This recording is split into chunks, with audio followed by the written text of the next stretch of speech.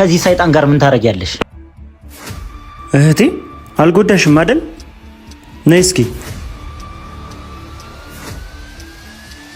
ስማ ሁለተኛ ከእህቴ አጠገብ እንዳትደርስ አላልኩም ነበር? አንተስ አትነካካኝ ይብስብኛል አላልኩም ነበር? ስማ በጣም እየተዳፈርክ ነው።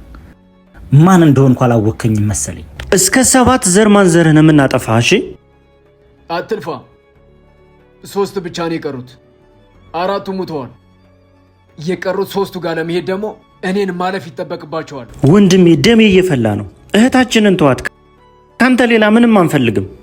ሁሌ በጣም ግርም የሚለኝ ነገር ከጠላቶች ዘመድ ከእህታቸው ወይ ካክስታቸው ልጅ ወይ ከወንድማቸው ልጅ ከእኔ ፍቅር የሚይዛቸው ነገር ነው። ቤት ውስጥ ስለ እኔ ብቻ ነው እንደምታወሩት? ከፈለኩ በእጆቼ ጭፍልቅ አድርጌ ልገልህ እንደምችል አታውቅም?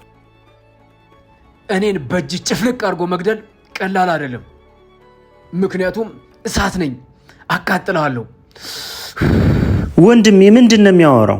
አንገቱን ንቁረጥለት። እንዲሄ ዲቃላ። አጭር ነኝ ግን ልባም ነኝ። በጣም ቀጭን ነኝ ግን ጠንካራ ነኝ። ብቸኛ ነኝ ግን ደፋር ነኝ። ከሞት ውጭ እኔን የሚያሸንፈኝ ማንም የለም። ከፈጣሪ ውጭ ደግሞ የምፈራው ነገር የለም።